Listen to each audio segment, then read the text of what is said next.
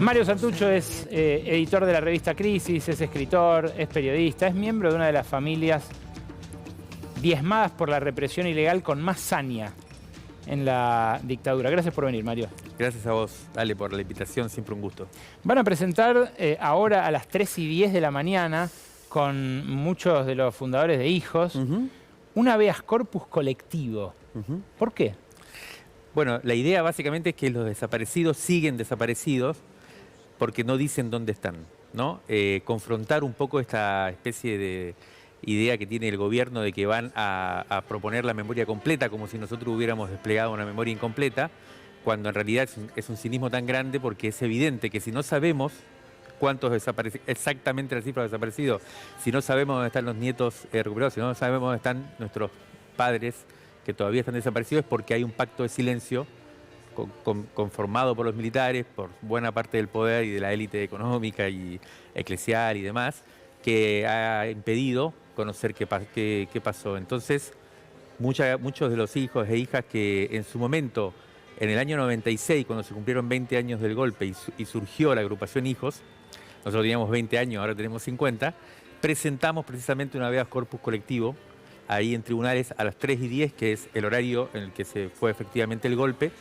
Y hoy, 30 años después, vamos a volver a presentarlos para evidenciar que, incluso más allá de todo lo que hemos avanzado, todas las cosas que hemos hecho desde el movimiento de derechos humanos, de las luchas por la memoria, y durante estos años de gobiernos, uno podría decir progresistas y demás, en donde hubo juicios, finalmente la justicia en algún momento reaccionó y demás, aún así, hoy sí seguimos buscando a nuestros padres, los desaparecidos siguen desaparecidos y el contexto de impunidad, uno podría decir, continúa. Alejandro Horowitz, que ha venido a este programa, habló por esa época, a principios de los 90, de una democracia de la derrota. Fue una idea muy potente en un prólogo de uno de sus libros que, bueno, de algún modo era un diagnóstico inicial, ¿no? Del arranque, una democracia que llevaba menos de 10 años. Sí. ¿Hoy se siente más esa derrota, Mario? Sí, yo creo que lo que mencionaba o pensaba Alejandro Horowitz en ese momento, y que pensaban varios intelectuales críticos, ¿no? Esta función de la intelectualidad crítica que piensa a contrapelo, ¿no? Piensa contra las imágenes dominantes. También hay que mencionar a León Rosichner, que mostraba muy bien cómo en ese momento, a pesar de que, o más allá de que hubiera vuelto, digamos, el sistema político, la democracia formal, y que era un gran paso, obviamente, adelante, que se terminara la dictadura, bueno, ellos mostraban cómo los efectos de la dictadura seguían operando. Dos planos, fundamentalmente.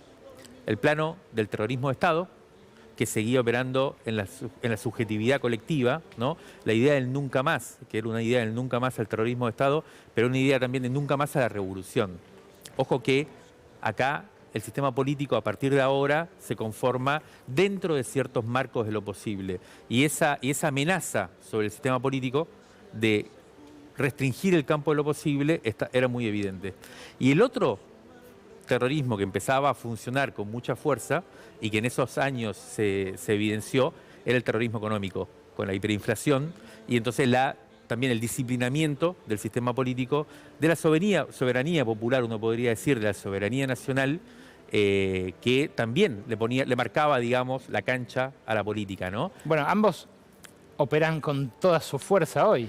Es impresionante eso, cómo vuelve. Por eso, nosotros desde la revista Crisis, hace unos meses, específicamente desde la última elección, ¿no? En donde Donald Trump, el presidente de los Estados Unidos, intervino con tanta fuerza en la decisión, digamos, colectiva. A partir de ahí nosotros empezamos a palpar con mucha evidencia que estamos en un periodo postdemocrático, ¿no? ¿Qué es postdemocracia? A ver. En aquel momento, Alejandro Horowitz y otros intelectuales críticos, como te decía, pensaban, y de hecho era el enunciado que el propio sistema político proponía, ¿no? Estamos en una transición a la democracia. En el 83 se hablaba de una transición a la democracia. Muchos de estos intelectuales lo que decían es, puede ser que en algún momento lleguemos a la democracia, por ahora estamos en una postdictadura. Era el planteo. Porque precisamente todavía la decisión popular, la decisión soberana, la soberanía estaba intervenida. Condicionada. Condicionada. Bueno, nuestra sensación es que a partir del triunfo de la ultraderecha, digamos, en las elecciones, a partir del gobierno de la ultraderecha,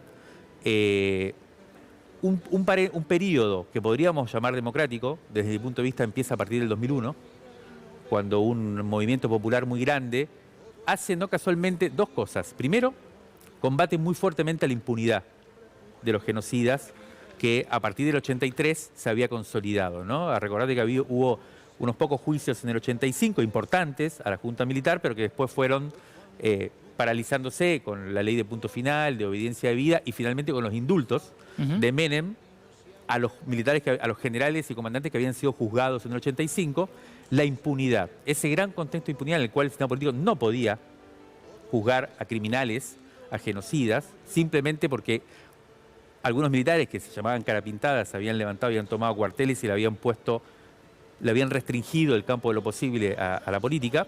Y el otro gran elemento antidemocrático, ese consenso reaccionario que parecía irremovible, que el 2001 precisamente tiró abajo, fue la convertibilidad, el efecto del terrorismo económico, ¿no?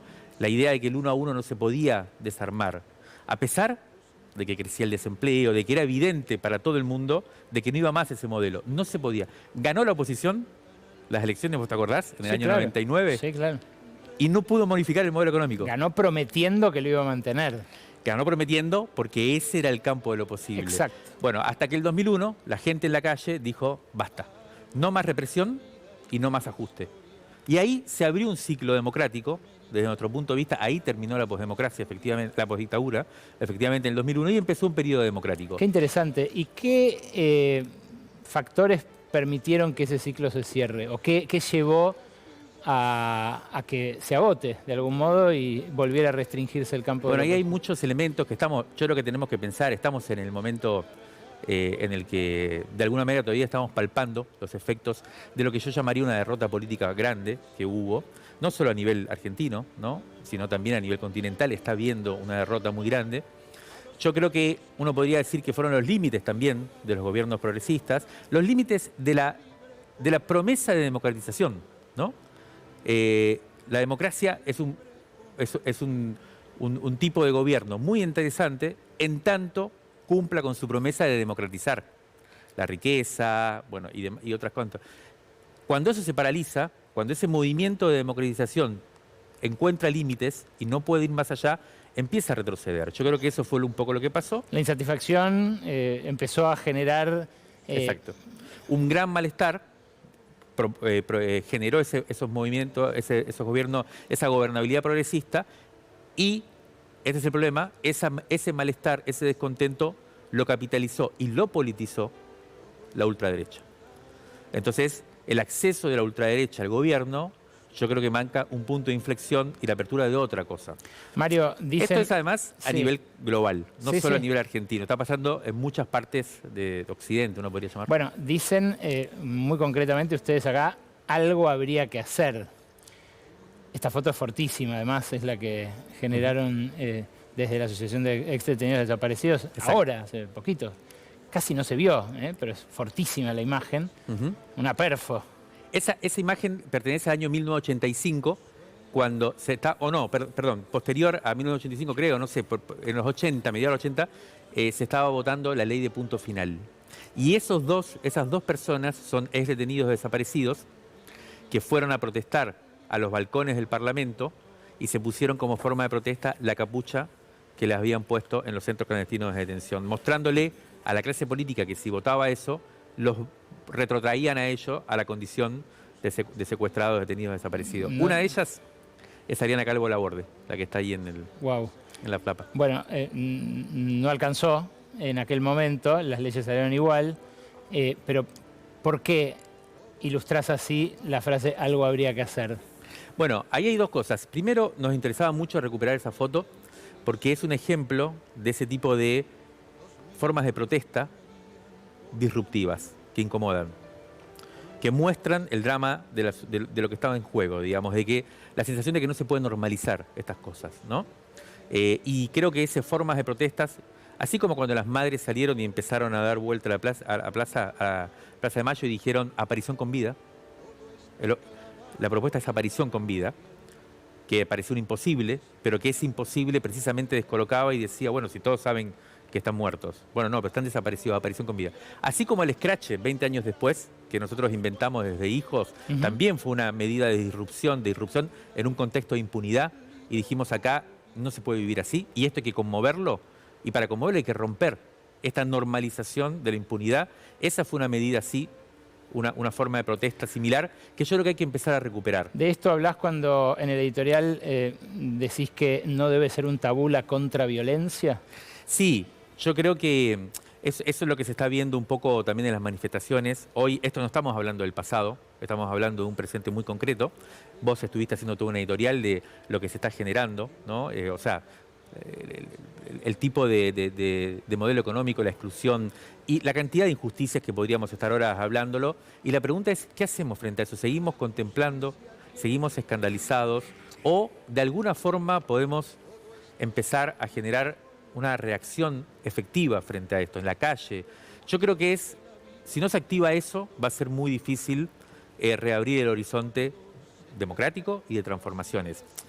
Yo siento que en estos días estamos viviendo, por lo menos nosotros estamos palpando, un cambio de sensibilidad. Siento que está habiendo un clic. Mañana creo que la plaza va a ser impresionante. Aprovecho para invitarlas a... Nosotros vamos a hacer una columna con esta campaña que estamos realizando. Son 50. Se llama 50 años son 50, una campaña de videos. Estamos saliendo a discutir con el gobierno. Viste los videos que ellos fueron sacando los 24 de marzo. Mañana se anuncia que van a sacar otros. Y mañana vamos a marchar, nos vamos a juntar a la 1 de la tarde en Lima y Avenida de Mayo para una columna que va a estar muy interesante, con muchas sorpresas, con mucho colorido, con mucha creatividad. Y creo que estamos viviendo ahí un cambio anímico. Siento un cambio anímico en la militancia, en los espacios del pensamiento crítico, en los espacios más activistas. La pregunta es si esto va a sintonizar con el malestar más general, popular, que hay respecto del andar económico. Si va a seguir la implosión, ¿no? O si va a seguir la implosión. Si podemos, de alguna manera, convertir esto en una explosión popular, o si la bronca se va a mascullar hacia adentro y vamos a seguir en esta parálisis. Yo creo que no, que estamos en un momento interesante. Mario, gracias por venir esta noche a La Ley de la Selva. Muchas gracias a vos, Adri. Ustedes quédense.